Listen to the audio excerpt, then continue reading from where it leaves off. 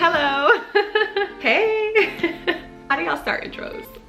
Because I am very much nervous. Welcome to the first video with Peace in the Mix.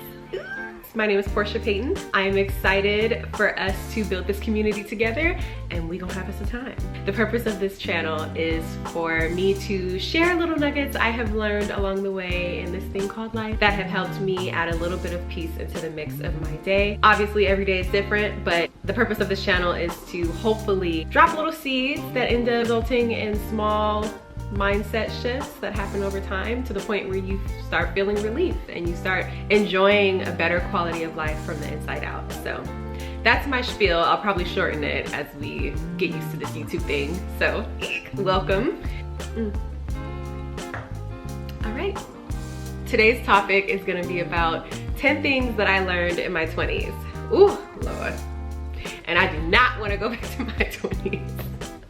Don't get me wrong, I definitely enjoyed my 20s to an extent, but I am so happy to be in my 30s. I am feeling phenomenal, honey, okay? So number one, I had to learn how to become self-aware, okay? Because, listen, I started paying attention to my thoughts. I started paying attention to my beliefs. I started paying attention to my patterns, my behavior, how I responded to things, my triggers. And the most important thing was figuring out, are any of these things serving me? Are any of these thoughts, behaviors, patterns, beliefs serving me? Do I like this? What came out of being self-aware was learning that I had people pleaser tendencies. And that was, I was like, ooh, that ain't serving me. That ain't serving me. Being a people pleaser, I was like, what? Oh no. Because as a people pleaser, you end up having a lot of resentment because you're not honoring yourself. You're putting everybody else above your own needs, and you're essentially abandoning yourself because you want to please other people and you want validation and love from other people. But what about you? That's what I had to figure out. I was like, well, what about me? Because this ain't cute. But one of the books that helped me get to that point that definitely aided in my self-awareness and really resonated with me a lot is this book right here, Not Nice. You see, I got all my, okay, and we highlight, okay? So this book, Not Nice, helped me out tremendously. I really appreciate this book. Now, it is a big willy, okay? This is like 600 pages. I took my time reading it. I read it chapter by chapter, but I would take my time between each chapter, and then I would let it marinate. I would apply the information. What I love, it just feels like I'm having a conversation with him. I really loved reading this. He had so many experiences that resonated with me so much. I'm like, this author, well, he's a therapist actually, author, has grown up somewhere else, comes from a different family dynamic, has different life experience, and yet he has gone through some of the similar feelings and thoughts that I have gone through. It just resonated so well. I felt like I wasn't alone, and he is only sharing things that he implemented in his own life. So he is speaking from experience. He also provides, it's uncomfortable, but he provides suggestions that worked for him, and then he explains how you can apply and take action to stop being a people pleaser, because who is that really serving? Because it ain't serving you. Sip. I hope all of this is coming out how I want it to come out, but we're gonna see.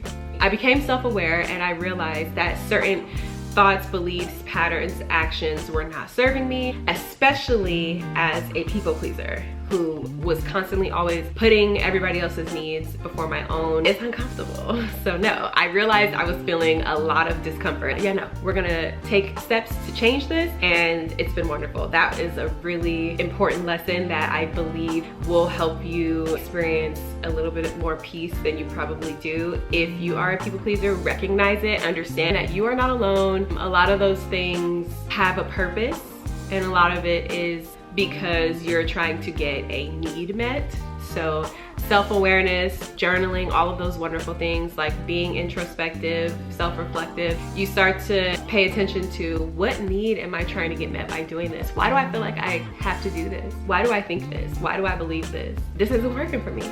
So Boom, bada boom, bada boom. The second lesson that I learned in my 20s is learning how to self-regulate. This is so important. Oh my goodness, this is so important, and I'm so thankful that I learned how to do this. After I became self-aware, I realized, okay, there's certain needs that I have to meet on my own. There are certain things that I have to do to reestablish a healthier relationship with myself. So that starts off with, now I'm paying attention to myself, now I'm self-aware. Let me start taking better care of myself because baby, I need you. I need you.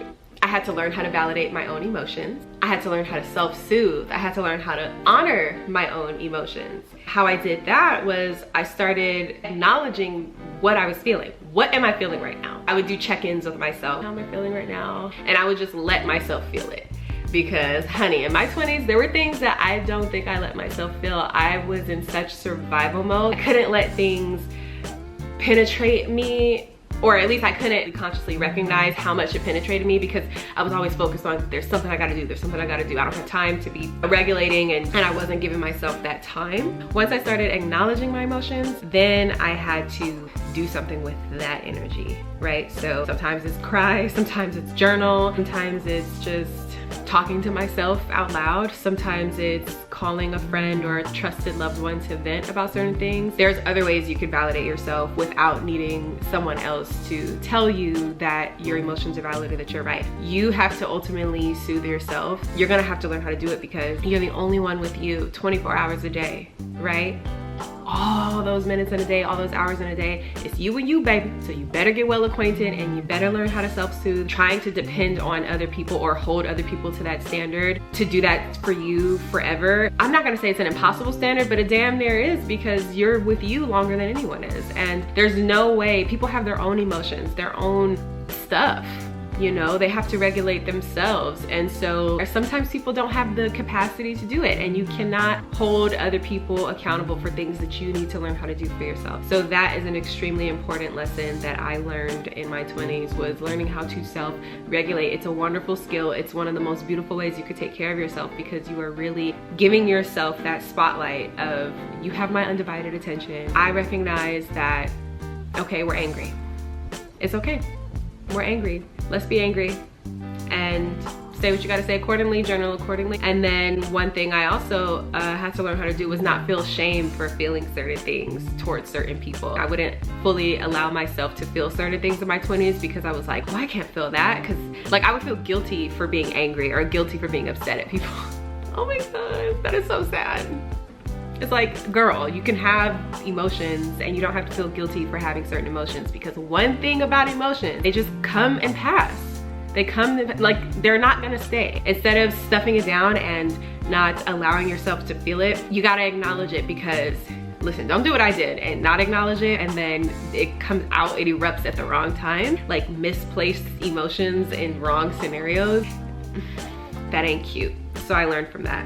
I had to be honest with myself. Honesty is very, very important. If you cannot be honest with yourself, how can you establish healthy relationships with other people? How can you be honest with other people? How can you sustain relationships with other people if you're not even honest with yourself? So I had to take accountability for my life. I could not keep blaming external factors, blaming people. I didn't want to be in victim mode, victim mentality. No. I wanted to take accountability for my life, because if I take accountability, that means things can be changed.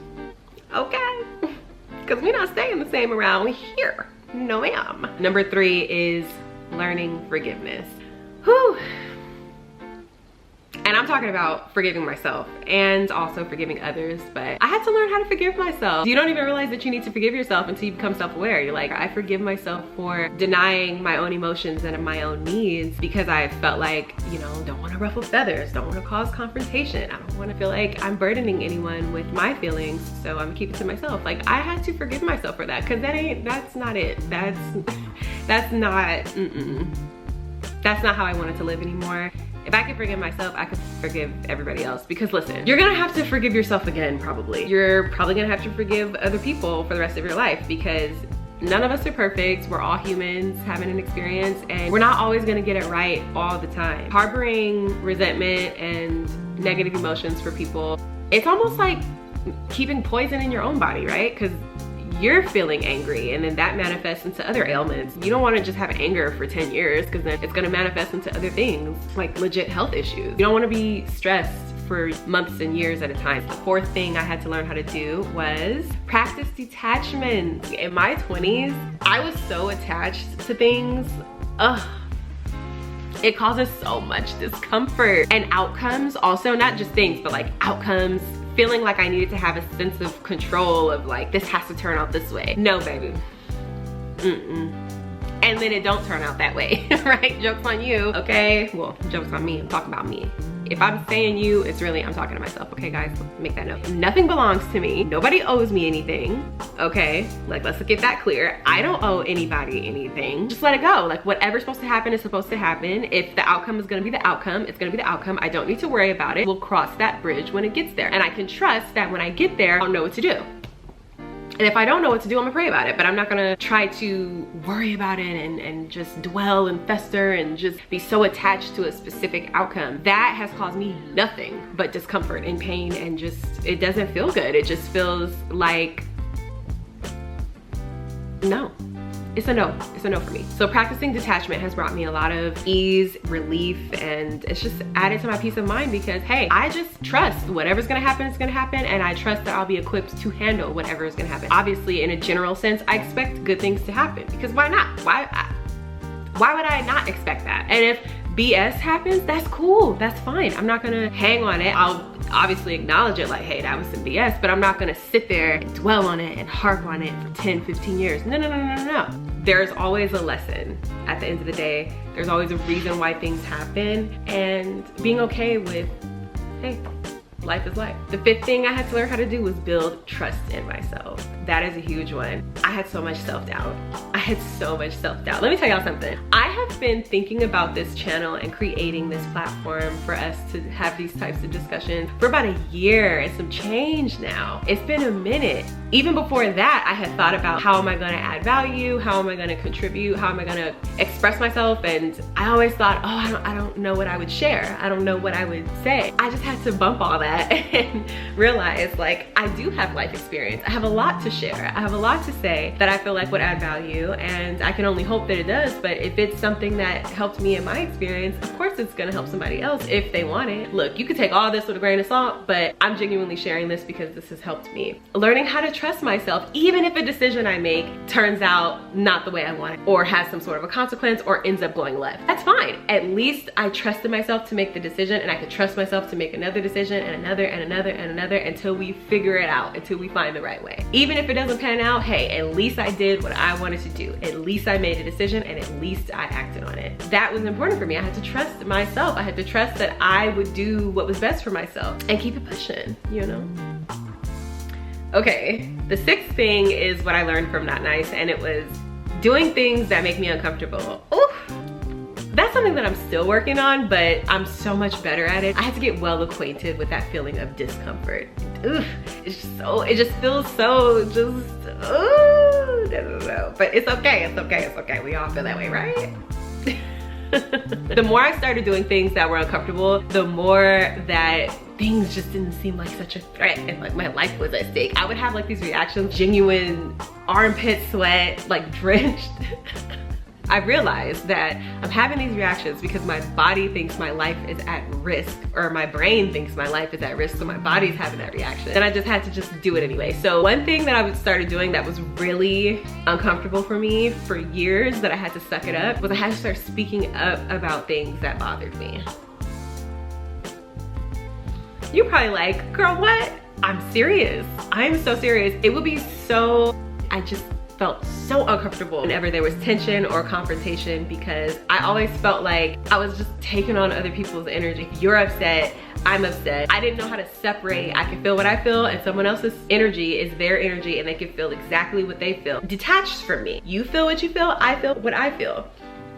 Okay, like I had to learn that because everything just felt all meshed up. It's like, okay, if you're happy, I'm happy. If you feel sad, I feel sad. I learned that that's what I would do. I would soak in other people's energy And as much as I tried not to, it would affect me. So the thought or idea of speaking up about things that hurt me or bothered me or made me feel any type of way, it just was like, oh, what if they take it the wrong way? They're gonna get defensive, they're not gonna like me anymore, they're gonna say more mean things to me, they're gonna reject my feelings, they're gonna dismiss my feelings. There was just all these thoughts of speaking up when things didn't feel right, to the point where that goes back to me saying not honoring myself. I got to the point where I was like, okay, and what? Like, okay, they're not gonna like you no more, boo. Okay, and what? Like, this is bothering you. You can speak up about it. It's so trippy how I think about that now. I had to learn you can speak up in a way that's still respectful. You don't have to be rude or go off on anybody. You can say, hey, I felt this way when this happened. If it causes tension, it's okay. If it ruffles feathers, it's okay, because at the end of the day, I felt much better.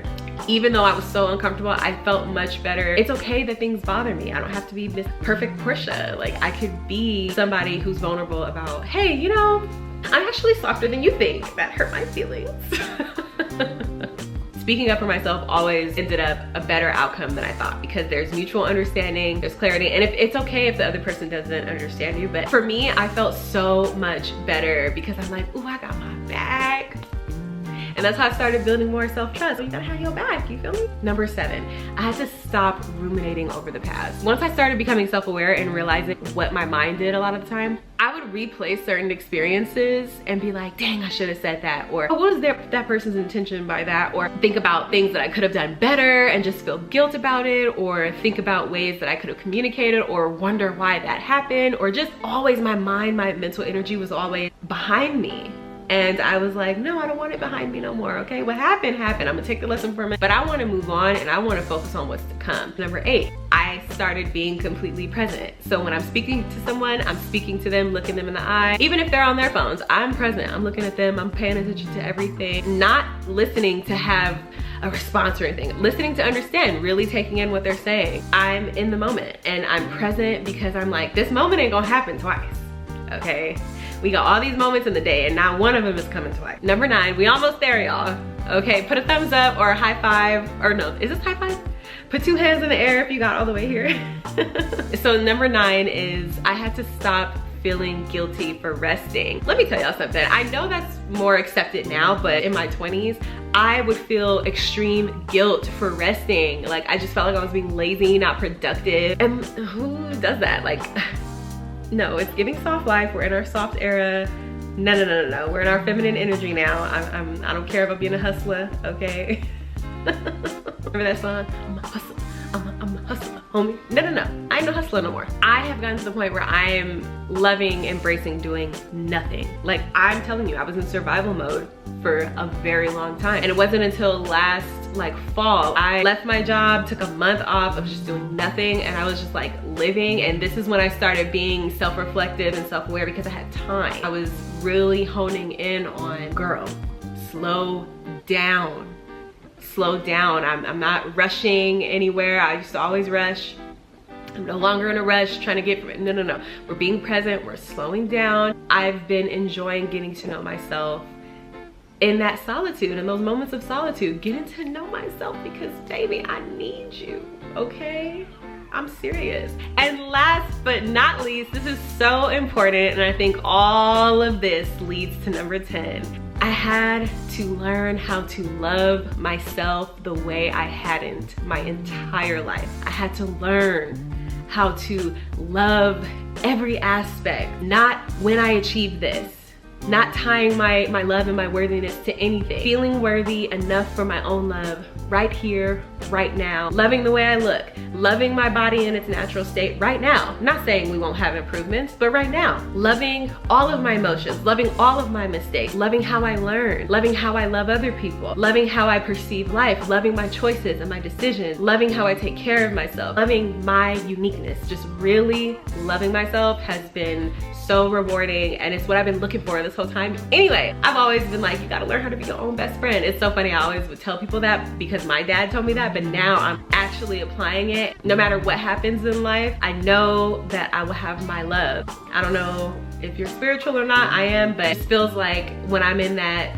space of really loving myself, I just feel connected to God. I feel like God is in those moments of love and peace. I just feel so connected when I'm really in tune and just loving myself, loving my life, loving my uniqueness, and being okay with how things turn out, because I know that I'll have my love. But anyway, thank you so much for hanging out with me. Please like this video and subscribe. We gotta let YouTube know that you guys like this content, and they'll push it out, and we'll continue to find more people who love this content, and we'll just expand and grow together. Drop a 2 hands in the air if you lasted this long. I really appreciate you for hanging out and staying tuned if you lasted this long, and thank you so much. You could be watching anything, but you're here hanging out with me, and I really appreciate it. I hope you have a wonderful rest of your week, and I'll see you in the next video.